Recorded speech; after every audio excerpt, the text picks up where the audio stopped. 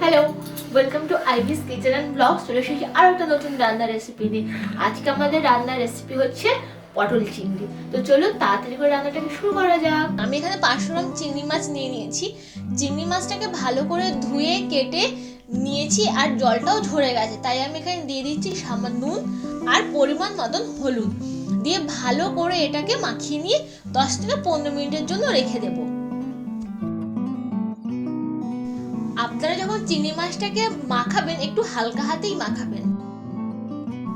এরপর আমি গ্যাসটাকে অন করে নিচ্ছি আর বসিয়ে দিচ্ছি একটা কড়াই দিয়ে কড়াইটাকে ভালো করে গরম করে নেবো, তা নাহলে কিন্তু মাছগুলো ভেঙে যেতে পারে। কড়াইটা গরম হয়ে যাওয়ার পর আমি এখানে দিয়ে দিচ্ছি সর্ষের তেল, আর তেলটাও গরম হয়ে যাওয়ার পর আমি এখানে দিয়ে দিচ্ছি একটা একটা করে চিংড়ি মাছ। চিংড়ি মাছগুলোকে কিন্তু আমরা খুব একটা বেশি সময় ধরে ভাজবো না। যখনই দেখবো একটা পিঠ একটু অল্প অল্প ভাজা হয়ে গেছে, তখনই আমরা ওটাকে ঘুরিয়ে অল্প পিঠ উল্টো পিঠটা করে দেবো। খুব বেশিক্ষণ ধরে চিংড়ি মাছ ভাজলে চিংড়ি মাছের কিন্তু টেস্টটাই চলে যায় পুরোটা। দেখতেই পাচ্ছেন অল্প অল্প একটু লাল লাল হয়ে গেছে, তো আমি এবার এখানে চিংড়ি মাছগুলোকে নামিয়ে নেব।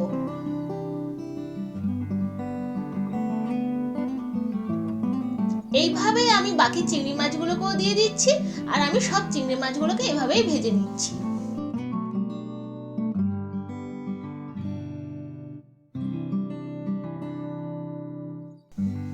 আমি এখানে নিয়ে নিয়েছি কিছুটা আলু, আর এখানে নিয়ে নিয়েছি পটল, আর সঙ্গে নিয়েছি এখানে টমেটো কুচো, আর নিয়েছি এখানে কাঁচা লঙ্কা, আর সঙ্গে নিয়ে নিয়েছি এখানে 4টে কুচনো পেঁয়াজ। এরপর আমি ওই একই কড়াইতে দিয়ে দিচ্ছি আরো একটু পরিমাণে সর্ষের তেল।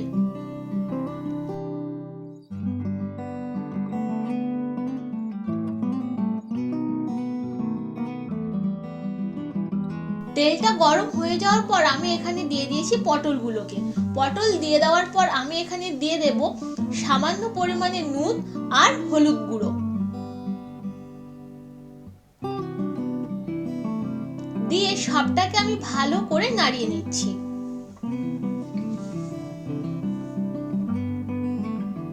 আর আমি এইভাবেই পটলটাকে ভেজে নেব। যখনই দেখবো পটলটা আমার এরকম মতন ভাজা হয়ে গেছে, তখনই আমি এখান থেকে পটলগুলোকে উঠিয়ে নেব। এবার ওই একই কড়াইতে আমি দিয়ে দেব আলুগুলোকে। আমি কিন্তু এখানে নতুন আলু ইউজ করেছি, আপনারা চাইলে পুরোনো আলু ইউজ করতে পারেন, তবে নতুন আলু তো সেদ্ধ হতে একটু সময় লাগে, সেজন্য আমি এখানে আলুগুলোকে একটু ভালো করেই ভেজে নেব। আলুগুলো আমার সব এখানে দেওয়া হয়ে গেছে। এরপর আমি এখানে দিয়ে দিচ্ছি নুন আর দিয়ে দিচ্ছি হলুদ গুঁড়ো। দেওয়ার পর আমি ভালো করে এটাকে নাড়িয়ে নিচ্ছি।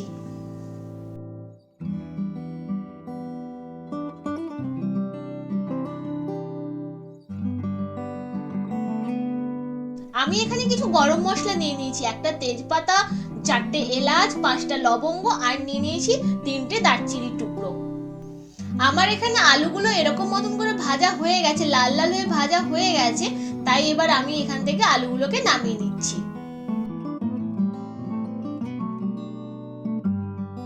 এবার আমি কড়াইতে আরো একটুখানি তেল নিয়ে নিয়েছি, আর তেলটাকে ভালো করে গরম করে নিচ্ছি। তেলটা গরম হয়ে যাওয়ার পর আমি এখানে দিয়ে দিচ্ছি গোটা গরম মশলাগুলোকে, আর দিয়ে দিচ্ছি 1 চামচ মতন জিরে। জিরেটা দেওয়া হয়ে গেলে আমি এখানে খুন্তি দিয়ে ভালো করে এটাকে নাড়িয়ে দিচ্ছি যতক্ষণ না পর্যন্ত এর গন্ধ একটা চলে আসে। যখনই দেখবো যে গরম মশলাটার থেকে হালকা হালকা গন্ধ আসছে, তখনই আমি এখানে দিয়ে দেব কুচিয়ে রাখা পেঁয়াজগুলোকে। পেঁয়াজগুলো আমার দেওয়া হয়ে গেছে। দেওয়া হয়ে যাওয়ার পর আমি এটাকে ভালো করে ভেজে নেব।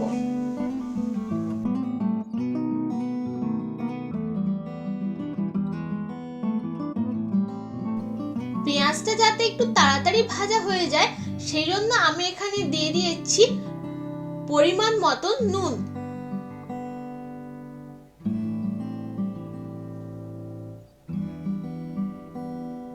আর দিয়ে দিচ্ছি এখানে 1 চামচ মতন আদা বাটা, আর দিয়ে দিচ্ছি 1 চামচ মতন রসুন বাটা।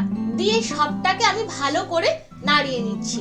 আর ততক্ষণ পর্যন্ত কষাতে থাকবো যতক্ষণ না পর্যন্ত এর কাঁচা গন্ধটা চলে যাচ্ছে।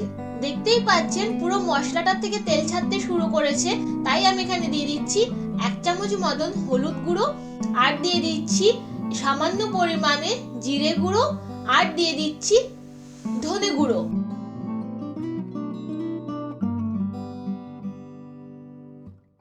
সঙ্গে দিচ্ছি কাশ্মীরি লঙ্কার পাউডার। দেওয়ার পর আমি সবটাকে ভালো করে নাড়িয়ে নিচ্ছি। মশলাটা একটু কষানো হয়ে গেলে আমি এখানে দিয়ে দিচ্ছি টমেটো কুচো। দিয়ে সেটাকেও ভালো করে কষিয়ে নেব যতক্ষণ না পর্যন্ত টমেটোর কাঁচা গন্ধটা চলে যায়। আপনারা চাইলে এখানে আপনারা টমেটো পেস্টও ইউজ করতে পারেন।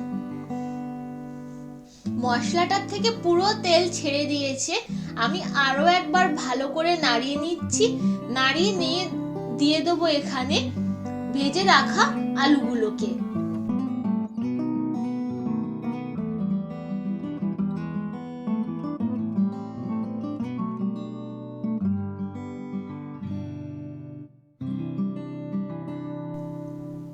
দেওয়া হয়ে গেছে। এবার আমি ভালো করে আলুটাকে মশলার সঙ্গে কষাতে থাকবো।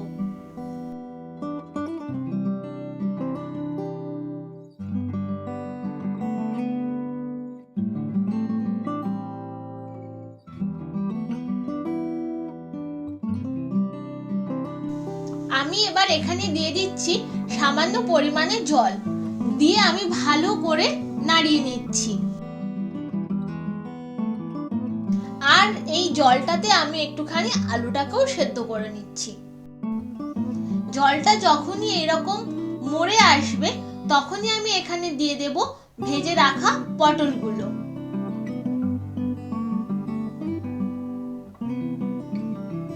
দিয়ে সেটাকেও ভালো করে মশলার সঙ্গে নাড়িয়ে নেব।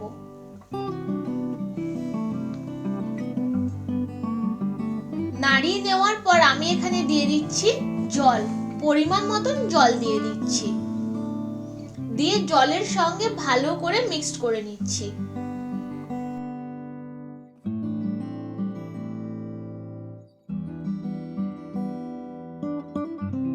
এরপর আমি এখানে দিয়ে দেব ভেজে রাখা চিংড়ি মাছগুলোকে। চিংড়ি মাছগুলো আমার দেওয়া হয়ে গেছে। এবার আমি সেটাকেও ভালো করে নাড়িয়ে নিচ্ছি। চিংড়ি মাছটা দেওয়ার পর আমরা কিন্তু খুব বেশি সময় ধরে এটাকে ফোটাবো না। 4 থেকে 5 মিনিট মতন চিংড়ি মাছ দেওয়ার পর এটাকে ফুটিয়ে নেব। এরপর আমার এখানে একটু নুন লাগতো, তাই আমি এখানে দিয়ে দিচ্ছি সামান্য পরিমাণে নুন। আপনারা একবার নুনটাকে একটু চেক করে নেবেন। আর দিয়ে দিচ্ছি টমেটোর টকটাকে ব্যালেন্স করবার জন্য চিনি। দিয়ে সেটাকেও ভালো করে নাড়িয়ে নিলাম। জলটা যখনই দেখবো এরকম মরে এসেছে তখন আমি এখানে দিয়ে দেব গরম মশলা, আর দিয়ে দেব 1 চামচ মতন ঘি।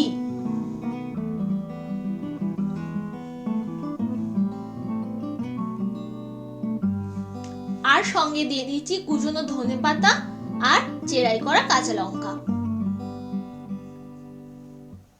দিয়ে সবটাকে ভালো করে মিক্সড করে নিচ্ছি। ব্যাস, এখানেই আমাদের পটল চিংড়ি রেডি হয়ে গেছে। তো আপনারা যদি বিয়েবাড়ি স্টাইল পটল চিংড়ি দেখতে চান তাহলে কমেন্ট করে জানাবেন, আর তাড়াতাড়ি করে আমাদের চ্যানেলটাকে সাবস্ক্রাইব করে দেবেন। এবার আমি পটল চিংড়িটাকে একটা বোলের মধ্যে নামিয়ে নিচ্ছি।